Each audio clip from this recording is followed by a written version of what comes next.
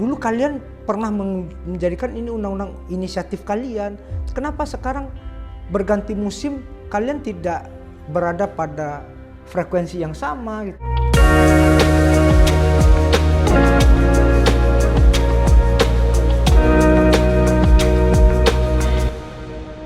Assalamualaikum warahmatullahi wabarakatuh.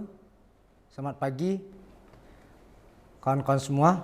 Pagi ini kita kedatangan kawan-kawan mahasiswa dari FISIP UI.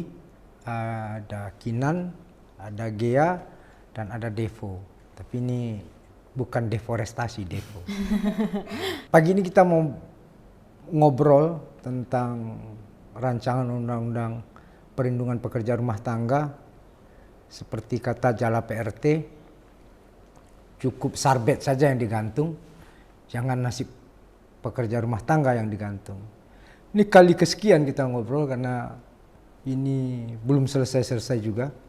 Padahal surat presiden dan DIM sudah turun, tapi masih tertahan di meja ketua DPR yang sampai hari ini mangkrak. Jadi kita bahas ini sebagai bentuk political commitment, dan hari ini kita berbicara tentang teman-teman sedang melakukan penelitian.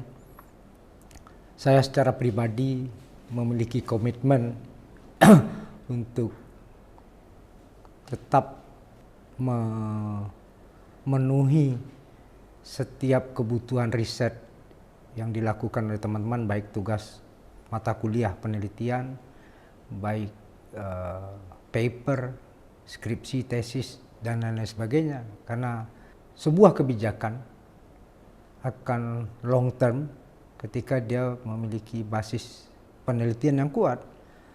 Tentu kebijakan tidak bisa didrive berdasarkan satu pendekatan yang semata-mata populisme, apa yang didemo oleh orang banyak lalu kemudian seolah itu menjadi sebuah kebutuhan untuk diundang-undangkan, atau sebuah perintah atasan atau kekuasaan yang langsung dieksekusi seperti apa yang sekarang sedang terjadi banyak sekali. Untuk itu saya berterima kasih kedatangan Kinan, Gea, dan Devo. Silahkan. Oke, baik. Sebelumnya terima kasih banyak Pak Willy atas kesempatannya. Jadi kami sendiri datang ke sini juga karena kami memiliki concern terhadap mandeknya RUU PPRT itu.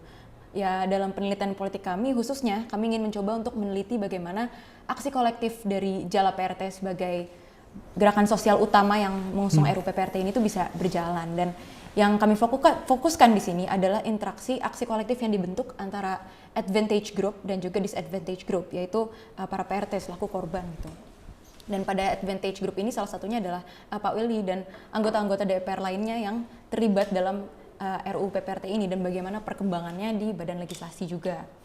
Nah, oleh karena itu, karena kami mengetahui bahwa Pak Willy ini kan cukup aktif dalam membela PRT dan juga dalam pembahasannya pada kanal-kanal media lain juga cukup banyak membahas mengenai RUU PPRT ini juga. Kami menghubungi Pak Willy untuk berdiskusi dengan kami pada saat ini. Nah, yang pertama itu kan kami sudah mengetahui juga Pak Willy ini kan aktivis ya saat muda dulu, dan juga berteman oleh koordinator dari Jala PRT itu sendiri, Mbak Lita. Namun ketika Jala PRT ini sudah akhirnya terlembagakan gitu ya, kami ingin bertanya sih, apakah pada saat itu adalah dari Jala PRT yang reach out ke Bapak untuk membantu RUU ini, karena Bapak kan masuk ke DPR tuh tahun 2019 ya Pak? Atau bagaimana tuh Pak? Karena sebelumnya kan ada shifting yang tadinya Bapak tuh dari luar, ada yang tadinya Bapak di luar Senayan tapi sekarang ada di dalam. Itu bagaimana komunikasi dengan Jala PRT pada saat itu? Iya, saya aktivis waktu muda ya, udah tua sekarang ya. Aktivis jadi politisi itu seperti sarjana hukum jadi advokat saja. Itu to be continue aja. Jadi suatu perjuangan yang gak terputus gitu. Ketika saya jadi anggota DPR 2019 dilantik, partai menugaskan saya sebagai wakil ketua badan legislasi. Dan yang pertama datang seorang sahabat namanya Ari Ujianto, dan Mbak Lita lebih senior ya. Ari Wijanto benar-benar kawan sepergerakan, sahabat seperjuangan ya, sesama di Bulak Sumur dulu. Awalnya saya mikir ini apa tawaran teman-teman ini, perlindungan pekerja rumah tangga. Gimana caranya membuat undang-undang pekerja rumah tangga, karena background saya melakukan waktu zaman aktivis itu advokasi pekerja formal, buruh. PRT, pekerja rumah tangga, itu informal labours. Jadi suatu hal yang butuh bacaan ya, yang sangat mendalam, bagaimana ini bisa diundangkan. Tapi saya ingat, saya ini kan hobi nonton film. Ada film yang cukup legendaris dulu, Inem Pelayan Seksi. Jadi saya lupa yang sequel ketiga atau keempatnya itu, mereka melakukan kongres babu. You can imagine sebuah film yang sangat bagus, sangat satir ya.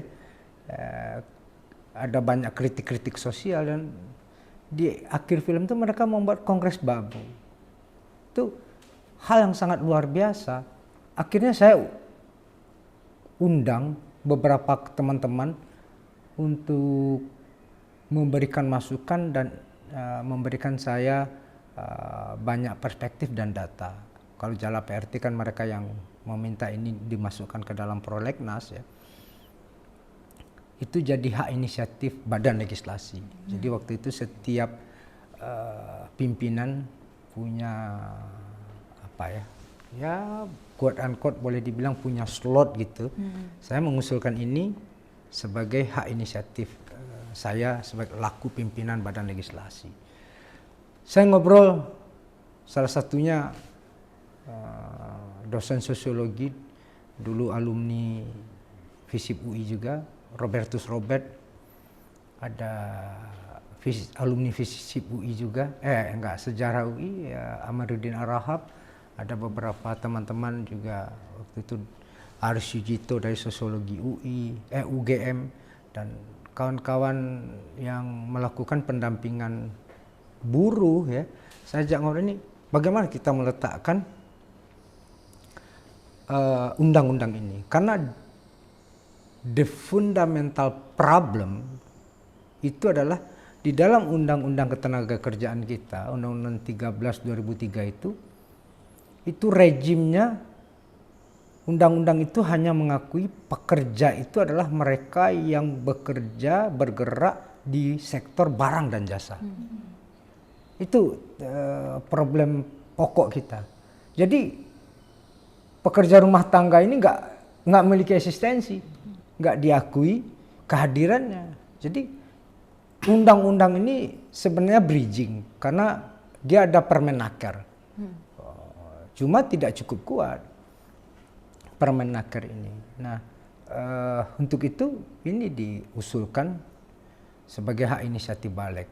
Dalam prosesnya itu saya kemudian mencari bridgingnya ketika pekerja formal kita tuh nggak besar ya, karena kita juga mengalami deindustrialisasi. Maka kemudian sektor pekerja rumah tangga ini mereka adalah unskilled labor. Jadi mereka yang tersisih dari pekerja formal, mereka kemudian diserap di dalam sektor informal ini, dan itu jumlahnya besar sekali. Bahkan dia seperti fenomena gunung es, tidak tercatat gitu ya. Jadi angka realnya sebenarnya relatif klaim saja.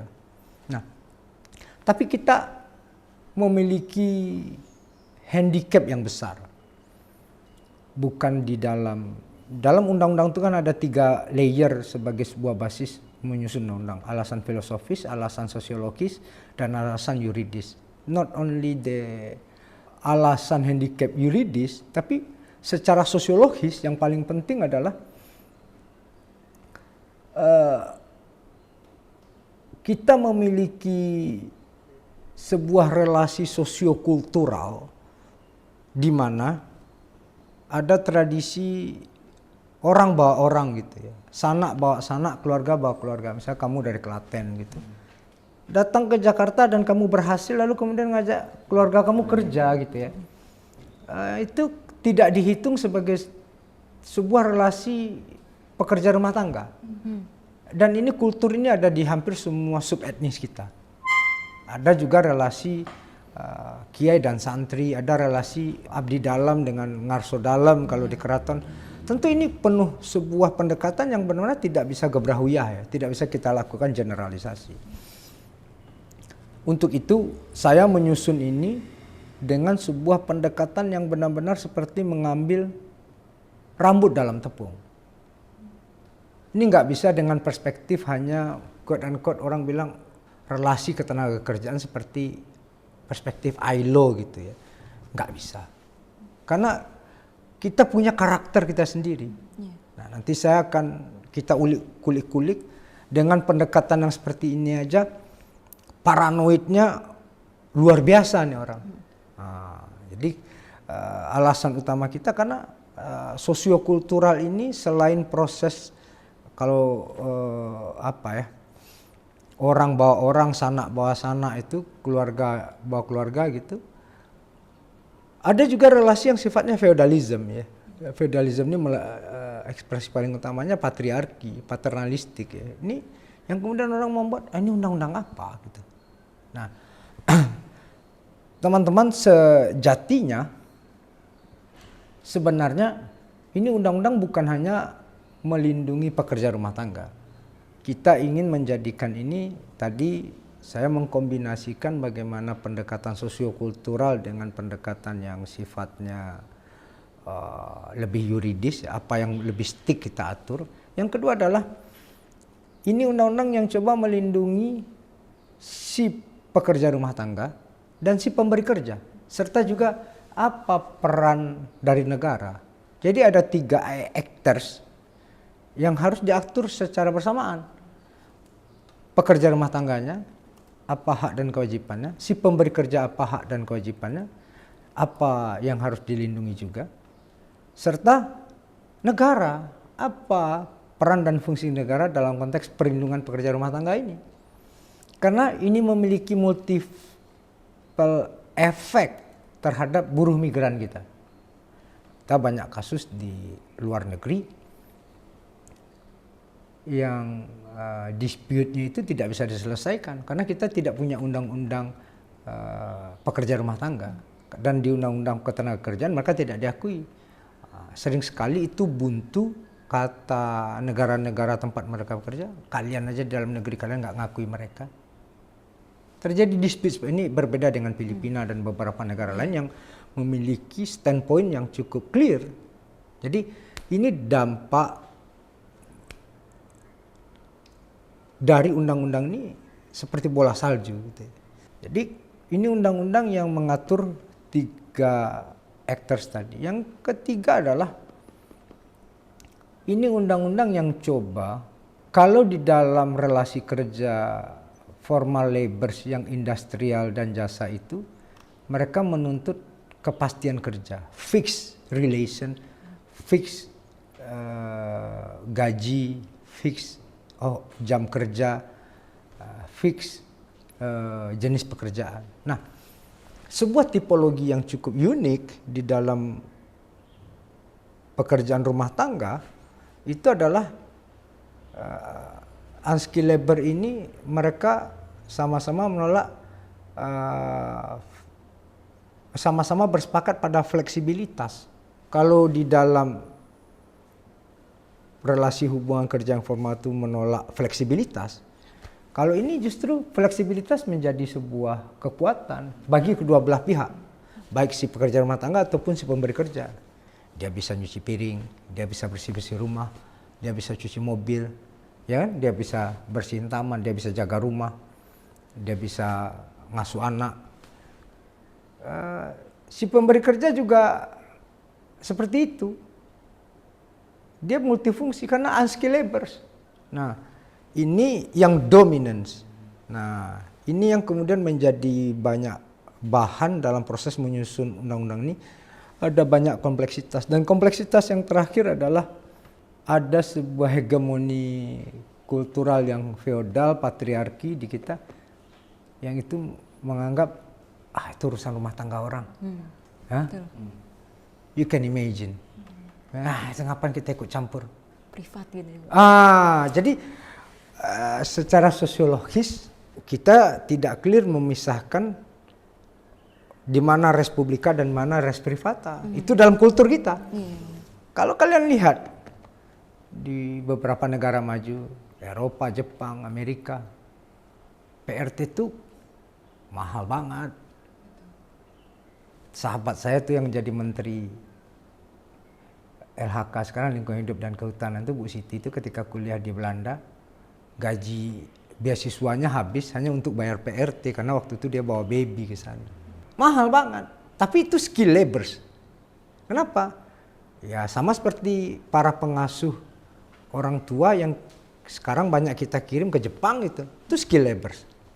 Nah di kita ada yang skill laborersnya. Jadi undang-undang ini saya susun berdasarkan dialog yang cukup banyak dari perspektif dari kawan-kawan pakar tadi untuk split model. Jadi ada yang basisnya sosiokultural, ada yang basisnya yang sudah definitely melalui penyalur. Gitu. Jadi yang kita atur secara secara jelas melalui penyalur. Di sini ada kerentanan human trafficking. Gitu. Jadi ini sebagai sebuah input bagi teman-teman. Udah lama undang-undang ini kita ketok di balik. Udah 2020. Terkatung-katungnya lama ini. Bahkan untuk pleno paripurna sebagai hak inisiatif DPR aja saya harus bersurat 3 kali. Sampai kemudian saya sedikit mengancam mau MKD-kan ketua DPR. Habis itu disambut oleh presiden yang berstatement. Presiden sudah statement aja. Sampai hari ini presiden sudah tidak hanya berstatement, sudah mengirimkan surat, sudah membentuk timnya, udah ada dimnya. Kita nggak tahu. Gelap gitu ya. Sebelumnya. Gitu. Iya sih benar. Seperti yang Pak Willy bilang ya, memang ini sebenarnya suatu hal yang sangat urgent, baik dari yuridisnya tadi ketenaga kerjaan aja nggak cukup UU tersebut, kemudian juga secara budaya dari masyarakat Indonesianya juga membuat kerentanan yang lebih baru lagi terhadap PRT-nya, bahkan bisa mengarah pada kasus-kasus baru seperti human trafficking tadi ya. Kalau saya mau nanya aja sih Pak, karena kan tadi Bapak juga ngomong dari presiden juga udah keluar DIM dan udah 3 tahun juga gitu terkatung-katung. Sebenarnya apa sih alasannya gitu? Karena kan kalau kita lihat juga tadi katanya RUU ini tuh punya baik bagi kedua belah pihak gitu kan, pemberi kerja ataupun pekerjanya gitu. Sedangkan kalau di DPR sendiri kan pasti mereka punya PRT juga kan. Jadi seharusnya mereka tahu kayak oh ini emang baik gitu buat kedua belah pihak, tapi kenapa masih terkatung-katung gitu? Kalau jawaban alasan pastinya tanya ke ketua DPR. Nah, cuma kalau teman-teman lihat ya, saya 2 kali dibully ya dalam Bamus ya. Iya. Satu, Willy ini ngawur. Hari ini undang-undang PRT, perlindungan pekerja rumah tangga diusulin besok, undang-undang supir, nanti undang-undang tukang gali sumur. Nanti orang tua kita yang sudah sepuh itu dipenjarain sama PRT kita. Kenapa? Ini nggak baca. Bahkan ada yang lebih ekstrim dari itu. Kau anak baru, DPR jangan sok-sokan gitu. Ada hal seperti itu yang lagi di dalam rapat Bamus ya. Jadi saya saya setiap menjadi ketua panja atau menjadi pengusul dari sebuah undang-undang selalu membuat risang detri dalam bentuk tulisan ya. Dalam konteks ini selain saya menulis tentang urgensi dari rancangan undang-undang perlindungan pekerja rumah tangga ini, saya tulis sebagai sebuah ekspresi saya memuliakan kaum Sarinah. Itu sebagai sebuah bentuk come on gitu ya. Dulu kalian pernah menjadikan ini undang-undang inisiatif kalian. Kenapa sekarang berganti musim kalian tidak berada pada frekuensi yang sama gitu ya. Itu kalau dalam pepatah kampung saya, sekali ayah gadang sekali tapian berubah gitu ya. Sekali musim berganti, sekali cuaca berubah gitu. Itu satu hal yang tidak masuk akal sebenarnya bagi saya, tapi ya walahu alam ya. Kita tidak bisa menduga-duga karena itu sikap orang. Sekali lagi ini menunjukkan bahwasanya politik itu berbicara keberpihakan. Kita berpihak kepada yang mana? Ada fakta objektif dan ada fakta subjektif. Kalau fakta objektifnya ini undang-undang yang benar-benar dibutuhkan. Itu. Jadi bayangkan Soekarno itu di dalam diktat kursus politik wanita atau perempuan-perempuan yang dia buat itu memberikan nama Sarinah. Karena dia benar-benar ingin berterima kasih kepada orang yang mengasuhnya, mboknya, kalau sekarang babysitternya. Dan kemudian dikasih buku itu nama Sarinah. Bahkan mall pertama di Indonesia ini nama Sarinah.